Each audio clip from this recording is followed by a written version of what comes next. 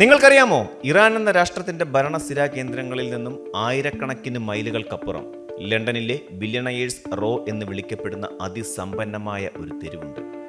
ഇരുവശങ്ങളിലും തണൽ വിരിച്ചു നിൽക്കുന്ന മരങ്ങളും ആധുനികമായ സുരക്ഷാ സംവിധാനങ്ങളാൽ ചുറ്റപ്പെട്ട കൂറ്റൻ കൊട്ടാര സദൃശ്യമായ വീടുകളും ആ തെരുവിനെ നിഗൂഢമാക്കുന്നു.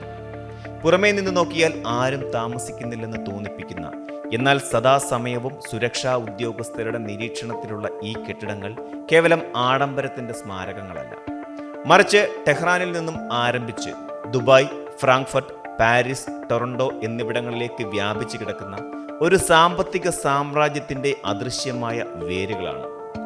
ഈ അദൃശ്യ സാമ്രാജ്യത്തിന്റെ യഥാർത്ഥ ഗുണഭോക്താവ് ഇറാന്റെ പരമോന്നത നേതാവായ അയത്തുള്ള അലി ഖമേനിയുടെ രണ്ടാമത്തെ മകൻ മുജ്തബ ഖമേനിയാണെന്ന് ആഗോള മാധ്യമമായ ബ്ലൂംബെർഗ് നടത്തിയ ദീർഘകാല അന്വേഷണം വെളിപ്പെടുത്തുന്നു. ഇറാന്റെ രാഷ്ട്രീയ സാഹചര്യത്തിൽ ഏറ്റവും സ്വാധീന ശക്തിയുള്ളതും എന്നാൽ അത്ര തന്നെ നിഗൂഢതകൾ നിറഞ്ഞതുമായ വ്യക്തിത്വമാണ് 56-കാരനായ മുജ്തബ ഖമേനി.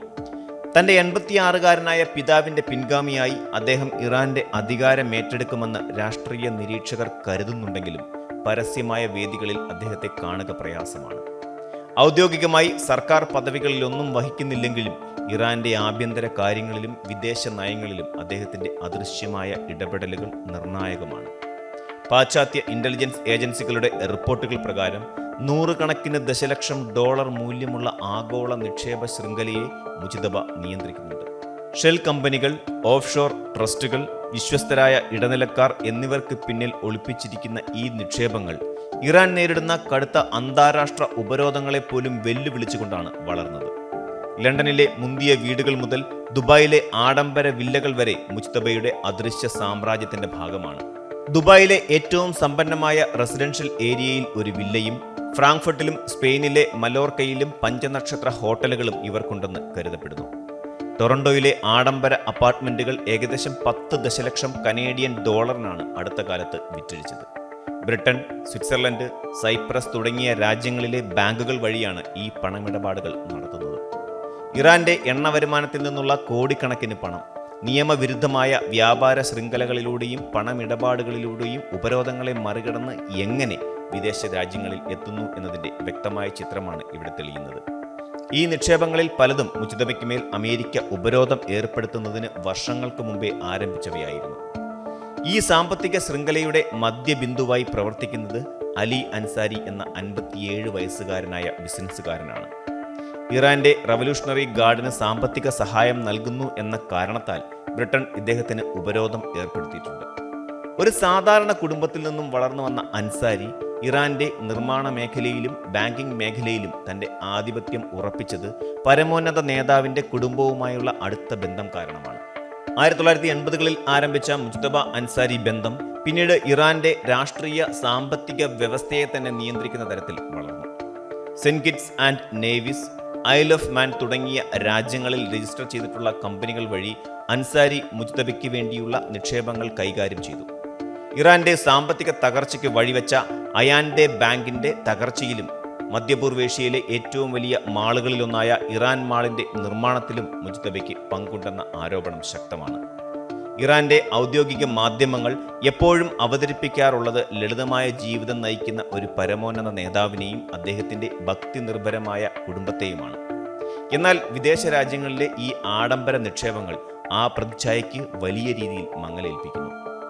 ഇറാന്റെ ഉൾപ്രദേശങ്ങളിൽ ദാരിദ്ര്യം കടുക്കുകയും സാമ്പത്തിക അസമത്വങ്ങൾക്കെതിരെ ജനരോക്ഷം ആളിക്കത്തുകയും ചെയ്യുന്ന സാഹചര്യത്തിൽ ഭരണാധികാരികളുടെ മക്കൾ വിദേശങ്ങളിൽ സമ്പത്ത് കുമിഞ്ഞുകൂടുന്നത് വലിയ പ്രതിഷേധങ്ങൾക്ക് കാരണമാകുന്നുണ്ട്.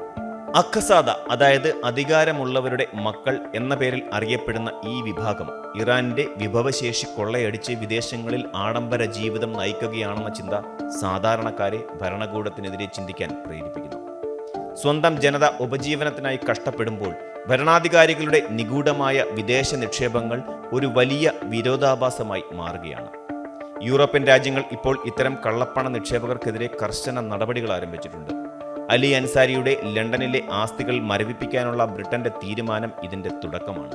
ഫ്രാങ്ക്ഫർട്ടിലെ ഹോട്ടൽ നിക്ഷേപങ്ങളെക്കുറിച്ച് ജർമ്മൻ അധികൃതരും അന്വേഷണം നടത്തുന്നുണ്ട്. പാശ്ചാത്യ സാമ്പത്തിക സംവിധാനങ്ങളിലെ പഴുതുകൾ ഉപയോഗപ്പെടുത്തി ഇറാനിലെ ഭരണവർഗം അവരുടെ ജനങ്ങളെ അടിച്ചമർത്താൻ ആവശ്യമായ പണം കണ്ടെത്തുന്നുവെന്ന് ഫ്രാങ്ക്ഫർട്ട് ഡെപ്യൂട്ടി മേയർ നർഗസ് എസ്കന്ദരി ഗ്രൂൻബെർഗ് ആഞ്ഞടിക്കുന്നു. നിയമപരമായ പഴുതുകളിലൂടെയും രഹസ്യ നിക്ഷേപങ്ങളിലൂടെയും രാജ്യങ്ങളുടെ സമ്പദ്വ്യവസ്ഥയെ തന്നെ അസ്ഥിരപ്പെടുത്തുന്ന ഇത്തരം പ്രവണതകൾക്കെതിരെ ആഗോളതലത്തിൽ ഏകോപിതമായ നീക്കം ആവശ്യമാണെന്ന് ട്രാൻസ്പറൻസി ഇന്റർനാഷണൽ പോലെയുള്ള സംഘടനകൾ ആവശ്യപ്പെടുന്നു. എല്ലാ ആരോപണങ്ങളും അലി അൻസാരിയും മറ്റ് ഇടനിലക്കാരും നിഷേധിക്കുന്നുണ്ടെങ്കിലും ബ്ലൂംബെർഗ് പുറത്തുവിട്ട രേഖകൾ ഒരു വലിയ ഗൂഢാലോചനയുടെ പകർപ്പുകൾ പോലെയാണ്.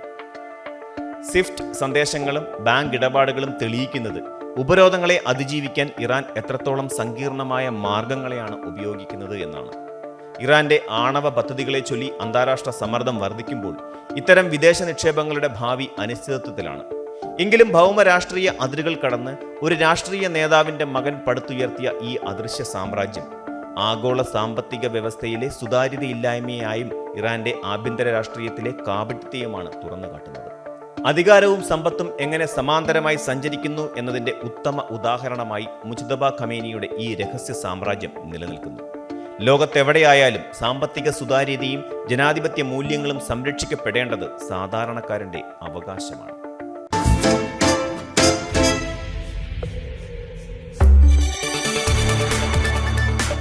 കൂടുതൽ വാർത്തകൾക്ക് news 18 Keralam YouTube channel subscribe ചെയ്യുക.